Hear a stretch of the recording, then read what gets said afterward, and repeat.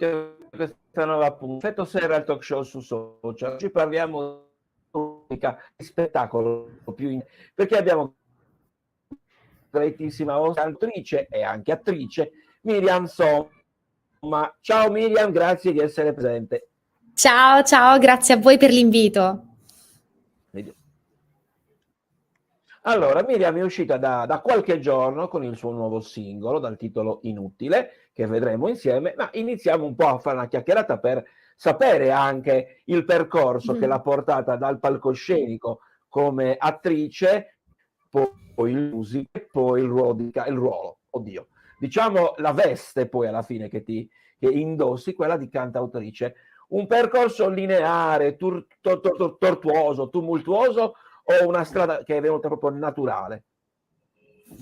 Guarda, in realtà io penso che la propria vocazione uno la trova intraprendendo una strada. Nel momento in cui percorri una strada ti capitano davanti delle situazioni che ti fanno capire dove devi andare, i cosiddetti incroci, no, lungo il mio percorso, che è ancora in atto, ho incrociato dei bivi che mi hanno poi portato a intraprendere questo mestiere. Io canto da tantissimi anni, ho sempre avuto questa passione, ma ho studi completamente diversi. Sono laureata in design del costume, ma questo non mi ha impedito di approfondire altri aspetti, diciamo, che mi interessavano, come appunto il canto e la recitazione. Infatti io sono una cantante e attrice e per il mondo del musical, e sono una cantautrice, ovviamente interprete per la discografia pop.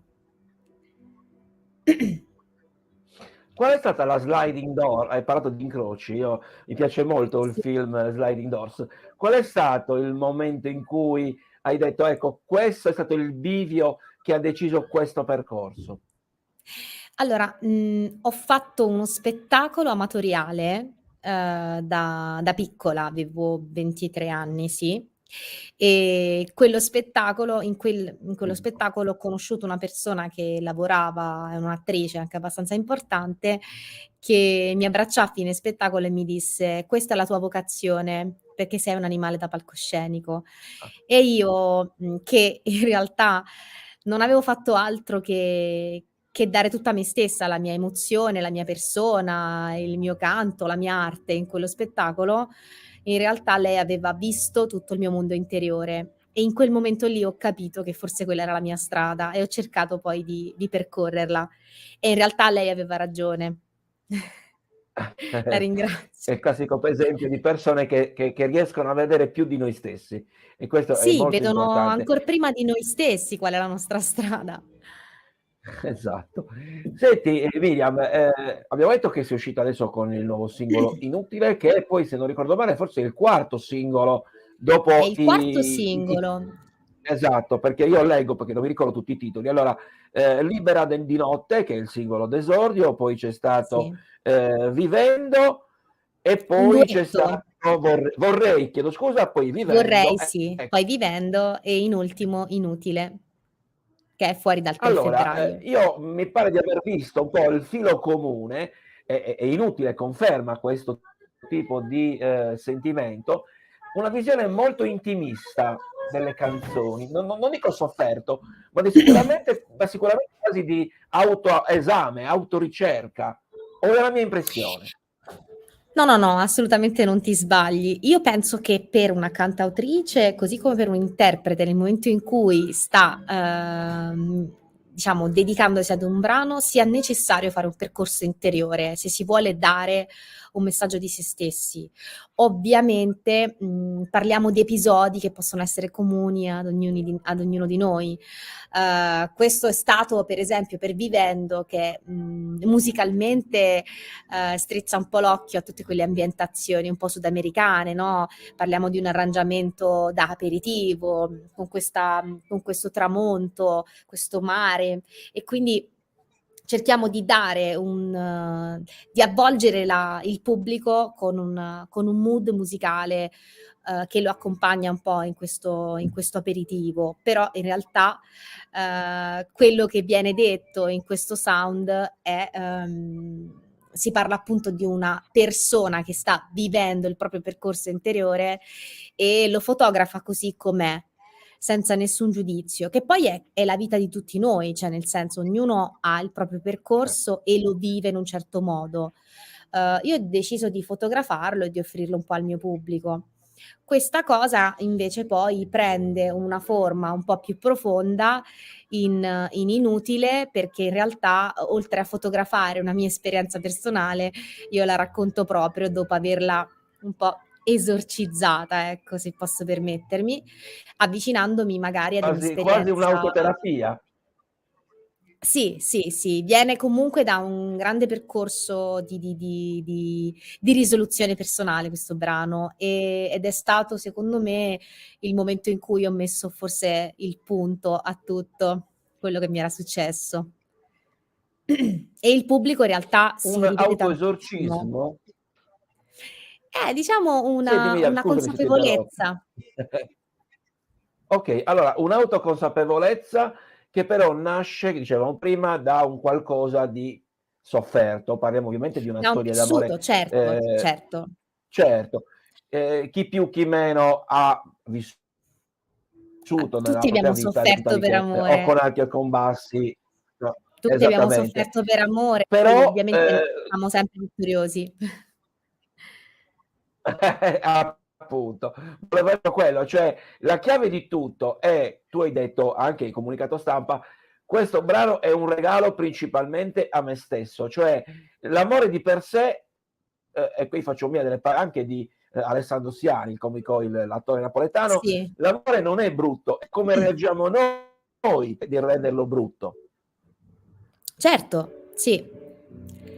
L'amore in realtà è un sentimento molto forte che nell'accezione positiva ci riempie in un modo, cioè fuoriesce da tutte le Totale. parti, cioè incontenibile per quanto ci dà luce, ma allo stesso tempo in un'accezione negativa ci porta nella profondità più totale. E purtroppo non esiste un equilibrio, cioè nel senso si crea forse vivendo la storia d'amore, vivendo il rapporto, degli equilibri si creano, ma quelli vengono diciamo costruiti proprio da una vita insieme alla persona. Però il sentimento nel momento in cui si prova, che sia bello, che sia brutto, è sempre molto forte. E quindi, in Inutile ha preso una consistenza, dentro di me che mi faceva molto male.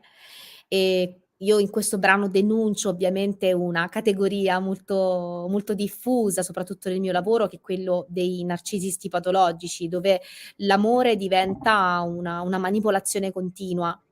E in questo modo la persona che è vittima di questa manipolazione si sente totalmente crollare il pavimento da sotto i piedi e quindi lì crolla tutto. Cioè, è una situazione che No, se uno non vive forse non può capire, però io ho avuto la fortuna di essere magari circondata dalle persone giuste nel momento in cui ne stavo venendo fuori e mi sono ritrovata ad avere lo stesso feedback da tanto pubblico e mi ha scritto di tante esperienze personali dove hanno preso questo mio brano come un esempio e infatti, soprattutto per tutte quelle persone che come me all'inizio si sono sentite responsabili del rapporto, che è una linea molto sottile, che però se superi ti può portare alla depressione. Quindi nel momento in cui assolutamente. tu ti rendi conto che la colpa non è la tua e quindi ti perdoni, dici: "No, aspetta, qui qualcosa non va, ma non va non per colpa mia", allora lì c'è lo switch, lì c'è la chiave di volta. Miriam, ne approfittiamo, quindi lo guardiamo insieme il video Inutile e continuiamo la Sì, chiacchierata, perché anche guardando il video poi qualche domandina, qualche curiosità vorrei che facessi, va bene? va bene. Perfetto. Allora, Miriam Somma in Inutile. Oh, oh, oh, oh. Oh, oh, oh, oh. Tornare a casa non è sempre così bello, se più nessuno è lì che aspetta. Guido distratta mentre piove, intanto penso a me e a te. Dove sei, dove sei? Ora che restano i silenzi, che so perché non funzionava tra di noi, e che non era colpa mia. E questa sera allora mi perdono per tutto quello che non potevo capire, non potevo sapere di te. Che sei né una sconfitta né una delusione, soltanto inutile, un uomo inutile, come una strada che percorro da sempre, che non porterà mai da me. Oh oh oh oh, oh oh oh oh. Tornare a casa per scoprire che di te non c'è più nulla, però ti sento, io ci credevo a quelle cose che dicevi a me di te. Dove sei, dove sei? Ora che parlano i silenzi, che il vuoto riempie queste stanze dove tu fingevi di esistere. E questa sera allora mi perdono per tutto quello che non potevo capire, non potevo sapere di te. Che sei né una sconfitta né una delusione, soltanto inutile, un uomo inutile, come una strada che percorro da sempre, che non porterà mai da me. Io questa sera allora mi perdono, io finalmente adesso mi perdono. Io non potevo sapere, non potevo capire che sei un uomo inutile, soltanto inutile, un uomo inutile, soltanto inutile. Oh oh oh oh, oh oh oh oh.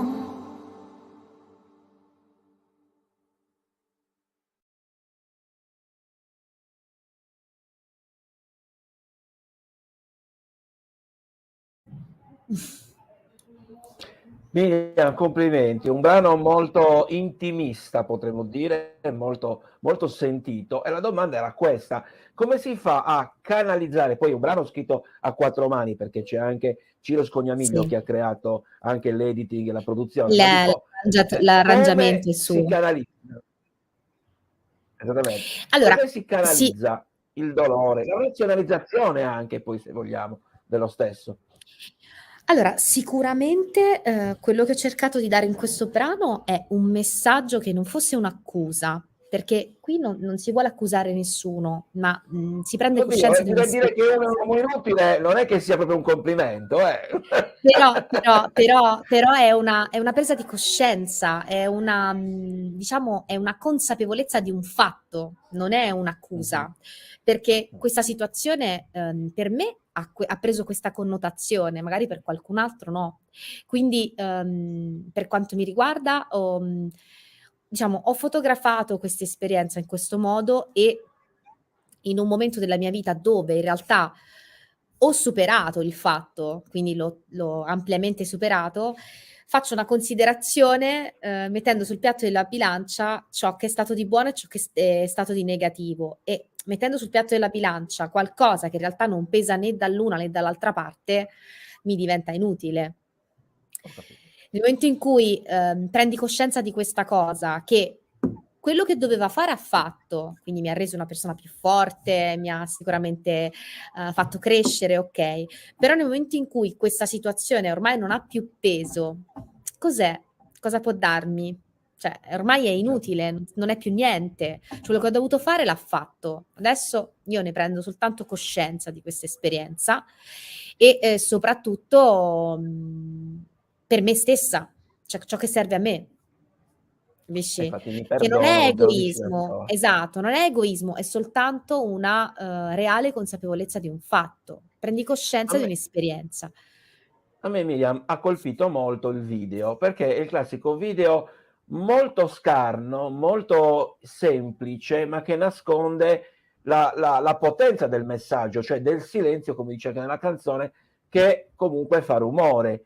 Nel senso Sì. che è una casa, una villa, un castello, non so adesso la location, che comunque Una vedo che casa. ha i muri ancora molto, molto grezzi, non è rifinita, e l'eleganza, la sinuosità della ballerina, due contrasti assolutamente marcati nel video.